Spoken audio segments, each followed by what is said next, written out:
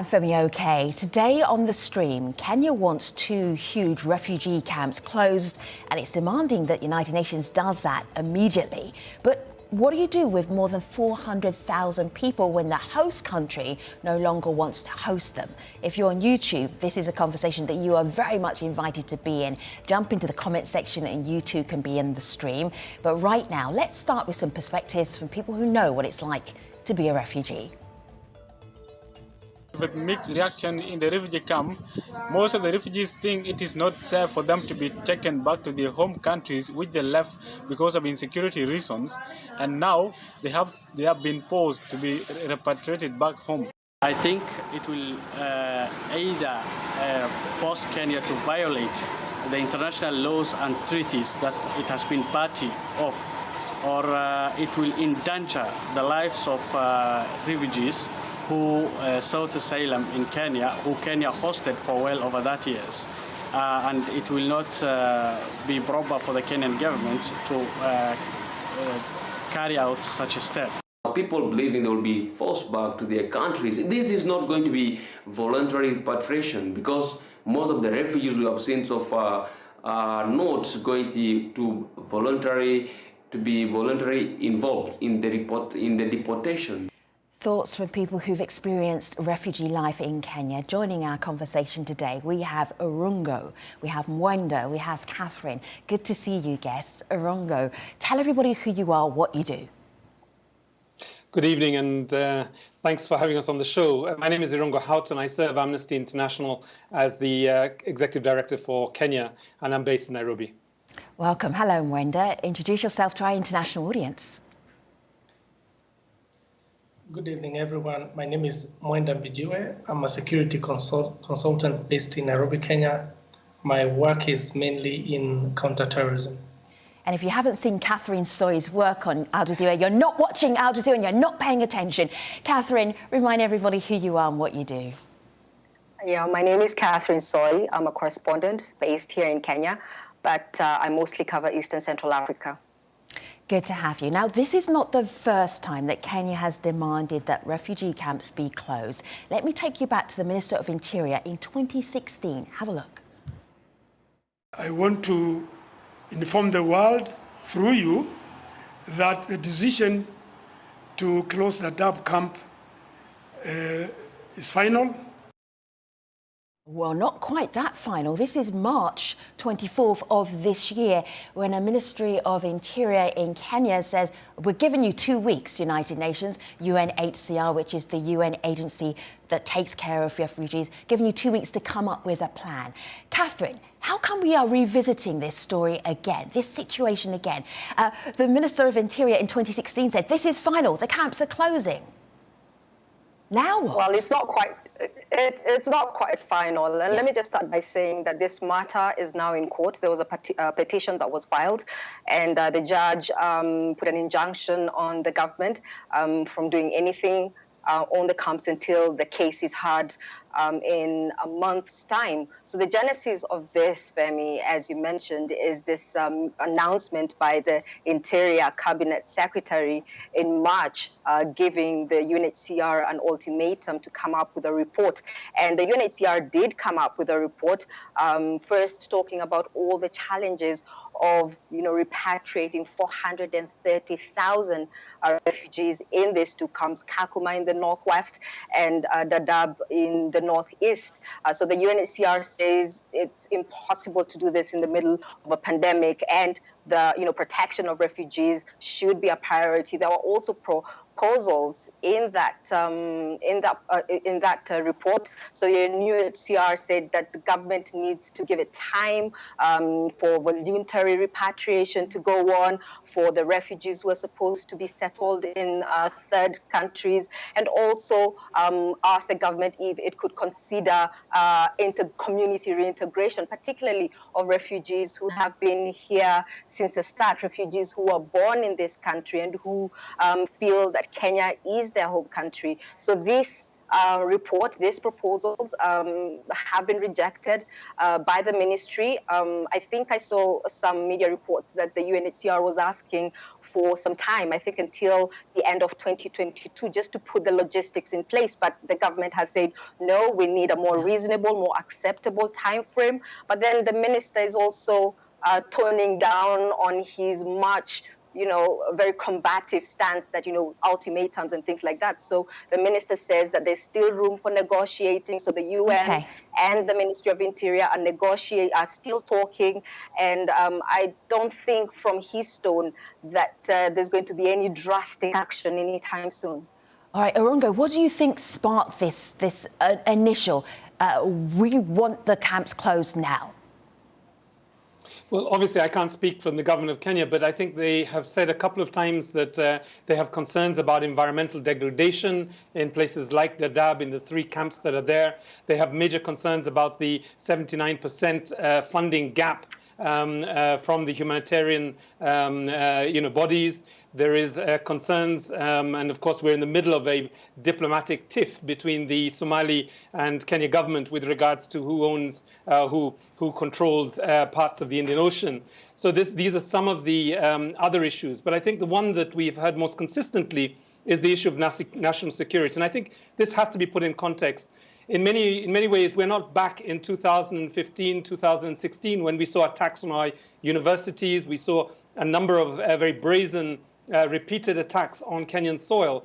This is a particular period which it seems to be a lull in terms of attacks by al-Shabaab. So it's not really clear at this moment why this national security imperative is being brought forward. And I think we should also mention that besides the case that Catherine spoke about in the High Court at the moment, in 2017, a High Court pronounced a judgment that said you cannot visit an evacuation or a decampment program on 512,000. Let me correct that figure that was said earlier. We have a combined number of 512,000 people, refugees in Kenya, and you cannot decamp all 500,000 of them on the basis of the fact that some of them have been engaged in terrorism, even if they are in the camps. This would be ludicrous if you tried to attempt this with a medium-sized town, essentially to arrest or to displace a whole town just simply because you want to go after a few violent terrorists. So I think these are the arguments that we've heard from the government. All right, so let me bring in Mwenda here. Mwenda, this is a YouTube comment from Brian Mwangi. The Dadaab camp is more of a terrorist breeding camp than a refugee camp. Mwenda, pick up that thought. Thank you. Actually, government's main concern right now has been national security. There are reasons like my fellow panelists mentioned, environmental funding and all that, but the main concern, which takes about 80% of government's reason to want to close these refugee camps, is national security. And this is also, mentioned in the refugee, in the Geneva Convention for Refugees, that a government or a hosting country, they call them contracting country, can actually even interfere with issues refugee when there are issues of national security involved. And so the government of Kenya, since 2011, when our forces crossed over into Somalia to pursue the terrorist group al-Shabaab, there was increased terrorist attacks all across this country. There were attacks, in universities, in shopping malls, in churches, and these attacks culminated into an intelligence report where government was, has the responsibility to find out where are these problems coming from. Lately, in the last year or so, there have been almost countless IEDs planted on the roads, roadside bombs, killing mainly police and security agencies in that region. Mwenda, I just heard Orongo say that there haven't been as many attacks recently, and you're saying something completely different. Actually, I would actually want to differ with him because there have been increased roadside bombs and IEDs planted on the roadside. One as recent as 2 weeks ago, where it missed the security van that it was supposed to blow and blew up a civilian bus, killing a handful of people and injuring so many others. So there have been an increased. The every one of these attacks you can trace back to Dadaab or Kakuma.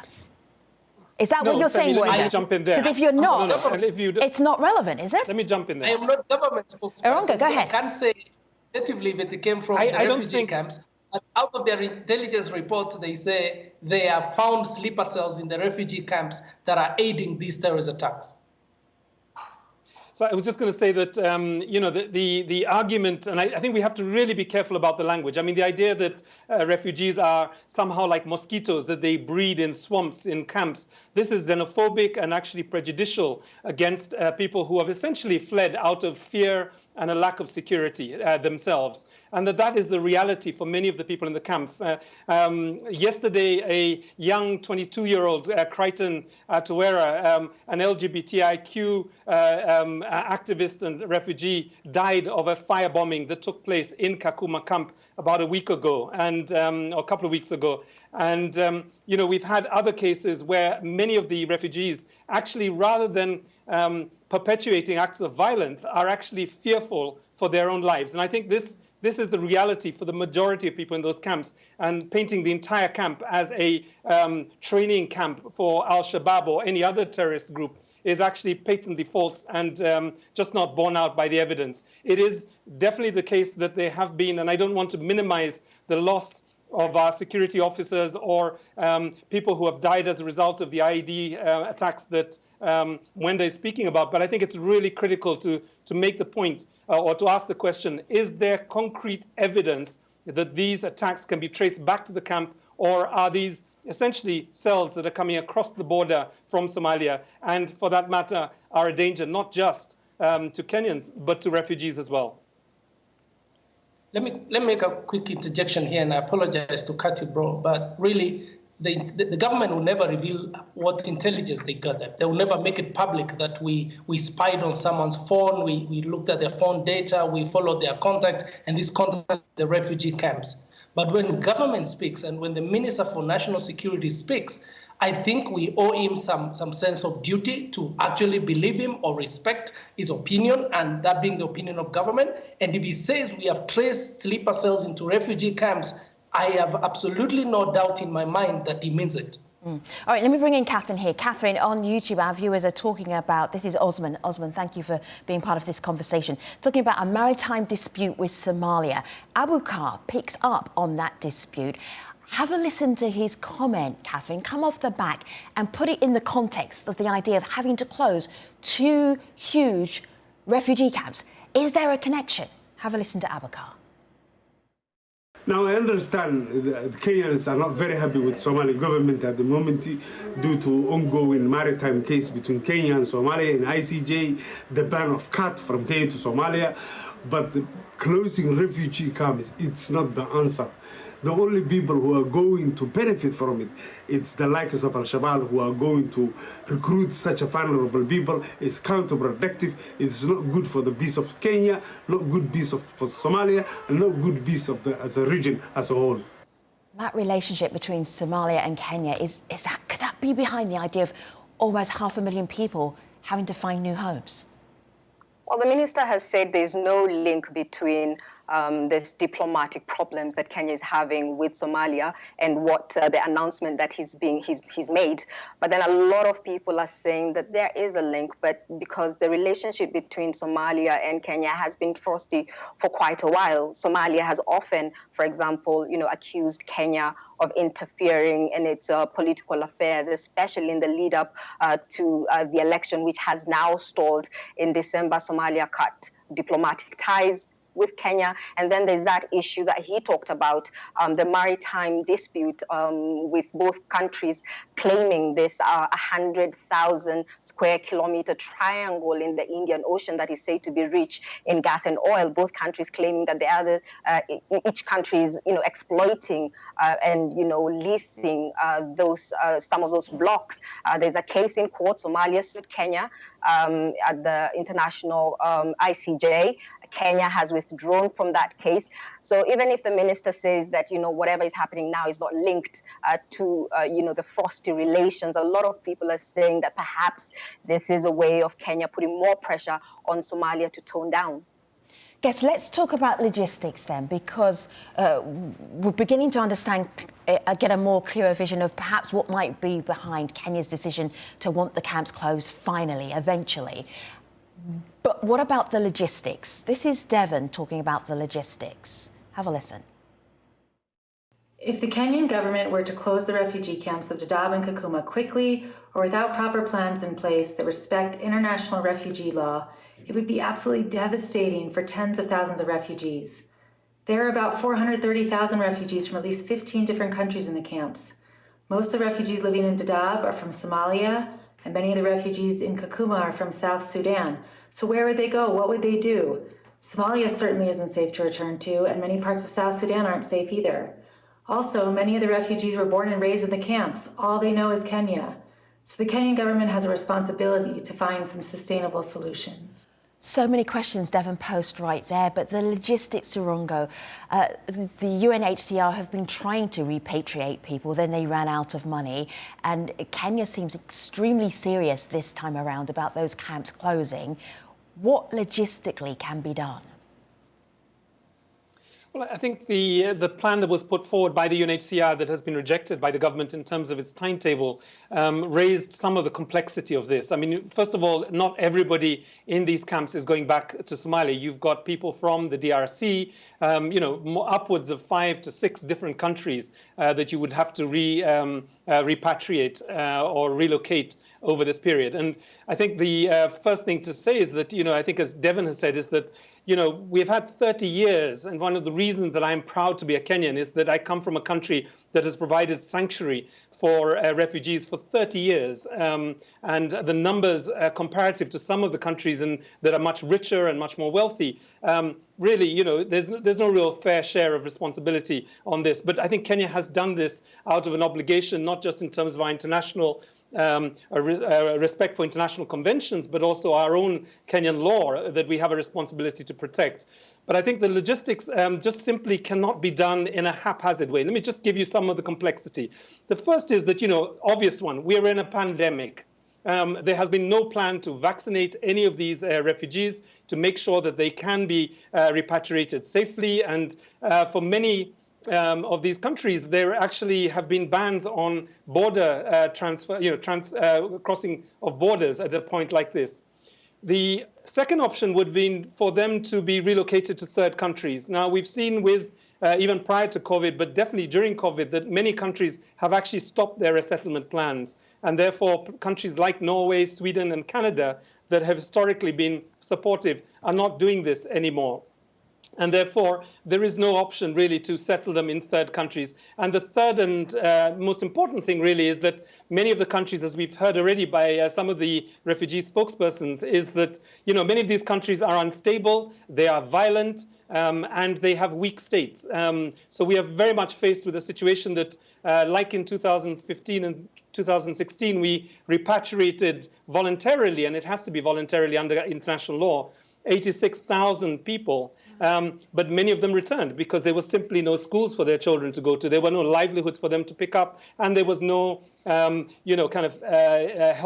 available for them. And I think the last one, perhaps, maybe is thinking about this, is that, for many people, we tend to forget that many of these people in the camps are, born in those camps. They have got married in those camps. They are as Kenyan as many of us who live outside of the camps. And for that reason, this is a delicate process that needs to be managed with care and ensuring that we do not have an haphazard and disastrous humanitarian operation at this point. See, Catherine, I know you've... jump in there, Catherine, you've done stories about Dadaab camp and Kakuma camp, and you've spoken to people who've lived there for big chunks of their life, if not all of their lives. So I know you're not there right now because of COVID, but can you explain to me how many of the people that you spoke to, they think about Dadaab and Kakuma, and when they are in a position where that may not be their home going forward, what do they tell you?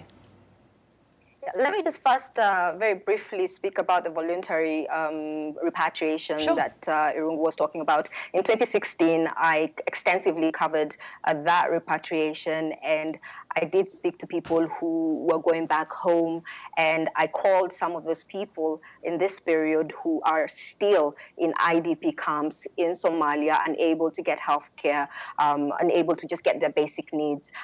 In 2017, I went back to Dadaab, and I spoke to people who I had interviewed going to Somalia, and they had returned to the camps because it was too dangerous in their home areas where they had gone to. So the situation is more or less the same. I have spoken to a lot of people in this period, and I mean their sentiments are just like it was in 2016. There's a lot of uncertainty. There's a lot of fear. A lot of people who are born there are like, where are we going to go? And in Kakuma, for example, we have refugees from other countries in the region who still feel that it's very unsafe for them to go back. And I spoke to them as well. So they're very worried about that.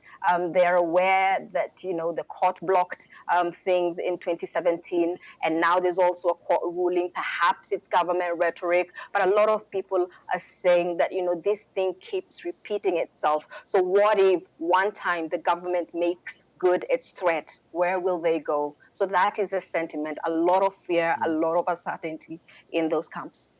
I want to introduce into our conversation, the closing moments of our conversation, Israel. He's an international security researcher. I'm going to put his thoughts to you, Mwenda. Let's have a listen.